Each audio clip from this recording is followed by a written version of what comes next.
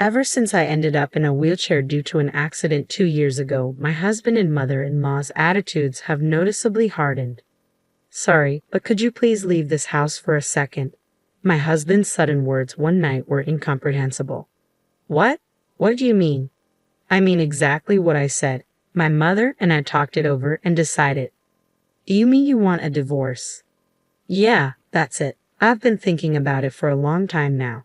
You can't earn a penny. I don't need you. His words cut like a knife. I understand. Thanks for everything. And thanks for leaving me with nothing. Leaving those words behind, I got up and left. The time for them to understand those words would come later. My name is Mary Johnson. After graduating from university, I've been working at my current company for 10 years. Well then, I'll be heading out. Thanks for your hard work. Thanks for your hard work too. I closed my laptop and stood up, glancing at the clock by the window. It was now about 2 hours past overtime. An afternoon meeting had run late, and as I prepared for a conference and responded to emails, more time had passed than I expected. I left the office, took the elevator down to the first floor, and looked out through the automatic glass doors at the building entrance. The sun had already set. Checking the train schedule on my phone, I headed to the nearest station. On my way, I saw 2 colleagues from the same department as my husband Thomas, heading the same way. I wondered if Thomas was already home. We had stopped talking about our work at home recently, so I had no idea if Thomas was busy at work. More precisely, talking about work at home made Thomas noticeably cranky, so the topic naturally disappeared from our conversations. Swayed by the train on my way home, I gazed absent-mindedly at the scenery reflected in the window. When I was dating Thomas, we often timed our work to finish at the same time so we could go home together. But our schedules had been completely separate for the past year or two. I noticed a young couple standing near the door, perhaps college students, having a fun conversation about a movie they had seen recently. The happy scene overlapped with my memories from the past. I clenched my eyes shut to hold back the emotions welling up and shut down my field of vision. I'm home. After opening the front door, I called out while taking off my pumps and looking at the shoes lined up in the entrance. It seemed everyone else had already returned home. Behind me, the door to the living room opened, and the sound of slippers approached. Welcome home, Mary. You were late today. I'm home, mother-in-law. I'll prepare dinner right away. Oh no, you don't have to hurry. You're tired from working overtime, aren't you? No, not really. The meeting in the afternoon ran late, which is why I'm late, but it should settle down soon. I responded cheerfully. I headed to the living room with my mother-in-law, Edna. After marrying Thomas, it had always been just the 2 of us. However, when his father fell ill and was hospitalized, we moved into his parents' home last year and have been living as a family of 4. Welcome back, Mary. You had a tough day, haven't you? My father-in-law greeted me warmly as I entered the living room. He was seated on the sofa, reading the newspaper. I'm back, I replied. Last year, he had suffered a sudden subarachnoid hemorrhage and underwent emergency surgery. Though his condition was critical for a time, he now lives without any issues after completing his post-hospitalization rehab. I've always appreciated his calm demeanor and friendly, easy-to-talk-to personality. Having served as the head of the finance department until his retirement, he is well-versed in financial matters and often gives me tips on managing the household budget. After preparing dinner, we gathered around the table as a family. Anna came over for lunch the other day, and I was surprised at how much her daughter Olivia has grown, Edna commented. They do say kids grow up faster when they're not yours, I responded. Anna is as beautiful as ever, and having a child really brings out her feminine side as a mother, Edna continued. I guess so, I replied. Anna is Edna's niece and Thomas's cousin. Edna often expresses disappointment that Thomas and I don't have children. She isn't too happy about me continuing to work after our marriage and frequently hints that she'd like us to have a child. Honestly, I've always had a hard time dealing with Edna, especially since we started living together. She tends to bring up the topic of having children, particularly on days when I come home late from work. You could have had a child if it had been a little earlier, Mary. I suppose it can't be helped because you're busy with work, Edna remarked. While I ambiguously nodded along, I glanced at Thomas, who was quietly eating his meal without looking at me. Thomas and I were colleagues at the same company and got married in our 2nd year of dating. Though we were told that it would be best if I became a housewife if we had a child, We have been working together for 10 years since we got married and have yet to have a child. Both of us have longed for a child and have tried everything from herbal medicine to medical tests, but to no avail. While there is a sense of loneliness, we decided to keep living as a couple and focus on our work. However, at some point, I began to feel an invisible wall growing between Thomas and me. Even though we married out of love and promised to make each other happy, our relationship has gradually grown cold. I think it started when Thomas began to struggle at work. He didn't tell me anything directly, but I heard from a senior colleague in his department that Thomas was distressed because he couldn't achieve the same results as his peers. Thomas is naturally a gentle person, not good under pressure, and has a habit of pushing himself too hard. I knew without him saying anything that he was feeling anxious and frustrated about the situation. However, whenever I tried to offer him a listening ear, he would stubbornly refuse to share his worries with me, repeating that he was fine and telling me not to worry. Since he continued to keep his worries from me, I couldn't press him further and felt helpless that I couldn't be there for him. Even so, on our days off, we made it a point to travel together or spend a relaxing day at home, treasuring our time as a couple. When I became emotionally drained from our ongoing failures to conceive, Thomas was there silently supporting me all the way. That's why, even if I couldn't directly help solve Thomas's current problems, I intended to be by his side, creating moments of comfort and peace for him. The turning point was probably when I received a promotion at work. I was recognized for my achievements on various projects I participated in and was even one of the fastest among my peers to get promoted. "That's amazing, congratulations, Mary," Thomas had said. I can't forget the expression on his face when he congratulated me. I was so emotional that I could only manage a simple thank you. As my work became busier, the distance between Thomas and me seemed to only increase. Eventually, we spent less time together, our conversations dwindled, and around the time when my income surpassed Thomas's, we barely even made eye contact. I would watch Thomas's back as he finished his meal without uttering a word and left the table. I can't help but wonder if I hadn't been afraid of rejection back then and had tried harder to support him, could we have built a different relationship than we have now? When I opened my eyes, the first thing I saw was the bright white light of a fluorescent bulb. After blinking a few times, I started looking around. Apparently, I was lying in a hospital bed. When I looked down at my arm, there was an IV connected, and both of my legs were wrapped in numerous layers of bandages and casts. The moment I tried to move, a pain like I'd never felt before shot through my body. Tears welled up in my eyes from the sheer pain. My body felt as heavy as lead, and it seemed impossible to move. What on earth had happened? I tried to trace back my memories until the moment I woke up. I remembered going to work at the usual time that morning, finishing up a meeting and report, and leaving work on time for the first time in a while. After leaving the office, I was headed toward the station. Then it hit me. On the way to the station, which was busier than usual due to rush hour, I remember hearing the screeching sound of sudden brakes from behind.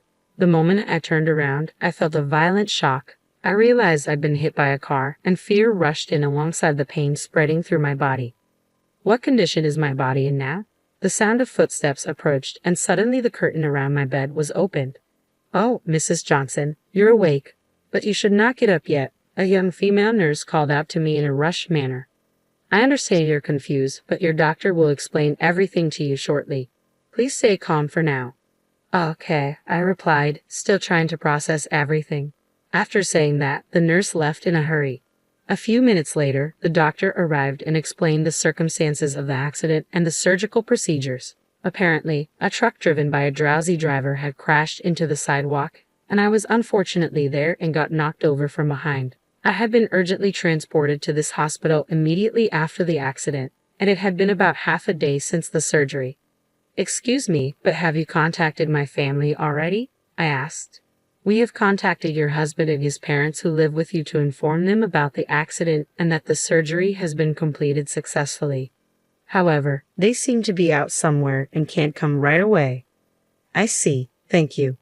Thomas was away on a business trip, and his parents had been on an overseas vacation since last week. From the doctor's tone, I could somewhat imagine their reaction when they received the news. Even considering they were out, it didn't seem like the response you'd expect when being told a loved one has been in an accident, at least not to the point where someone else would hesitate to relay their reaction. I laughed bitterly, Imagining Thomas's reaction when he found out I was in an accident, it just didn't connect to an image of him being worried about me. From the doctor's subsequent explanation, although there were no life-threatening conditions, the damage to both of my legs was particularly severe. They said the prognosis for walking again was not promising. As I received the explanation, it felt surreal, as if it was about someone else, not my own body. Thomas visited the hospital 3 days after the accident. It was surprising to see his pained expression when he saw me, injured all over and lying in the hospital bed. "Sorry I'm late." "It's fine. Don't worry about it. I'm sorry for interrupting your business trip." It had been a while since we last talked, and the atmosphere was awkward. Our conversation stalled as we both averted our eyes. Then Thomas excused himself to talk to the doctor, leaving the room. I was unable to call out to him and could only watch him leave. It's been 2.5 years since the accident. The disabilities from the accident remain in my legs, forcing me into a wheelchair-bound life. The accident happened while I was leaving work, so I was able to stay with the company for a while, but it became difficult to work as I used to, and I resigned about 6 months ago. Since resigning, I've been spending my time at home, but recently a few things have been bothering me. One is that Edna's attitude toward me has become noticeably harsher than before. "Mary, do you have a moment?" "Yes, of course. I'm about to head out, but could you fold the laundry for me? It's just folding, so you can do it even if you can't move your legs, right?" "Yes, please be careful on your way." "Well then, please get it done." Ever since I started spending my days at home, I've been on the receiving end of more and more snide comments. It seems she's unhappy with her daughter-in-law being at home all day and not working. Now, every time we meet, her requests come with a side of sarcasm. I sighed while folding the laundry. The other thing that's been on my mind is Thomas's job. According to a former colleague, Thomas seems to be losing his place at work more than ever before. Outperformed by juniors and subordinates who joined after him, he seems to be treated like an annoyance by his colleagues. He used to mostly keep to himself after coming back from work, but recently he's been taking out his frustrations on me more often. "Must be nice, Mary. You don't have to worry about workplace relationships anymore, and you can eat without having to work. I heard from Mom you've been lazing around all day doing nothing. I wish I could have that lifestyle just once." I no longer saw any trace of the kind Thomas I once knew. His words were filled with sarcasm. All I felt was sadness for the changed man he had become. "I hate to ask this, but could you please leave this house?" One night, I was at a loss to understand the meaning of the abrupt words that came from Thomas. "What? What do you mean?" "I mean just what I said. My mom and I have talked it over and decided." I turned to look at Edna, who was sitting next to Thomas.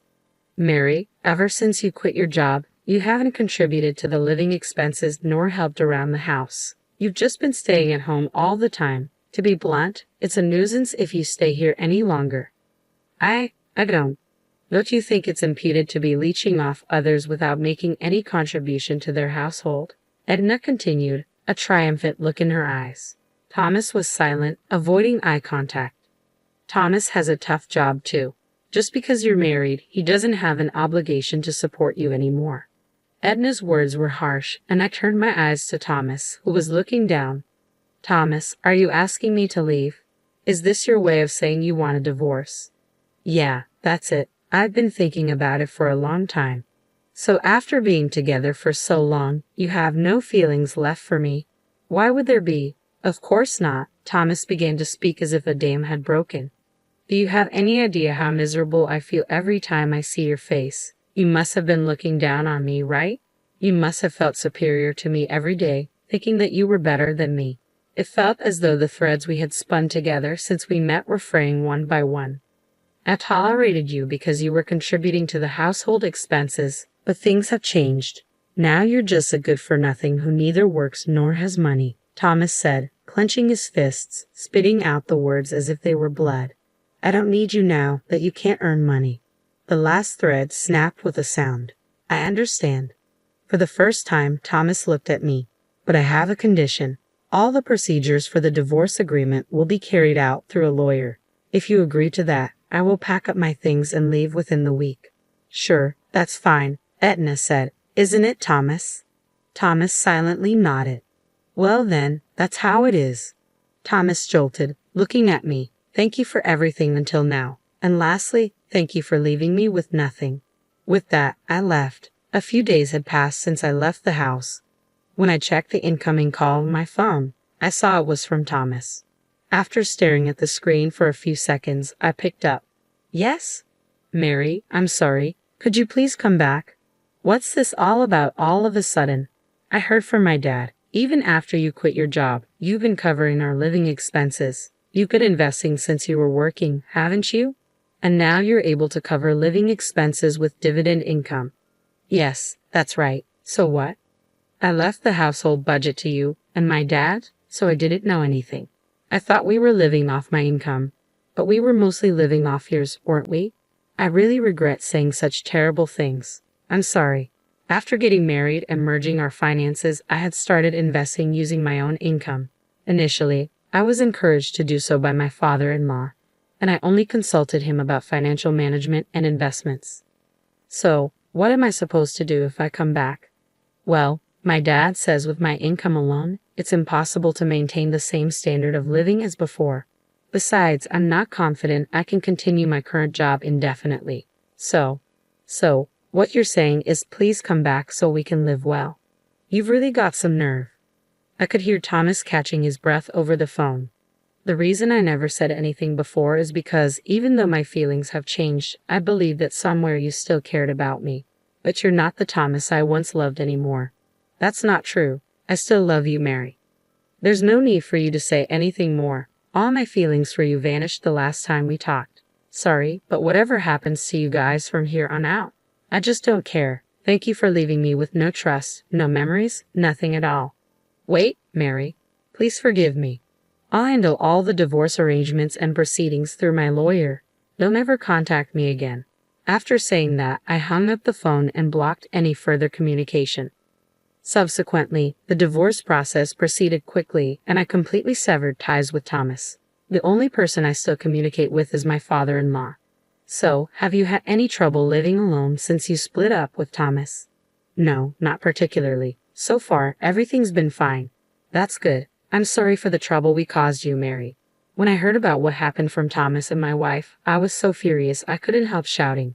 What's more, I shouldn't have turned a blind eye to the terrible attitude my wife and son showed you for so long. I'm sorry I couldn't do anything. No, it's okay, sir. Please don't worry about it. In fact, I'm the one who caused trouble. After I left home, troubles at the house seemed to never end. Even after my income was lost, Thomas and Edna continued to live lavishly without reducing their lifestyle, eventually resorting to pawning their belongings and even accumulating debt. Fed up with their irresponsible behavior, my father-in-law recently divorced his wife. I see this as a good opportunity to reassess my life. I can live just fine with my current lifestyle, and I also want to take on new challenges. With that, I laughed cheerfully.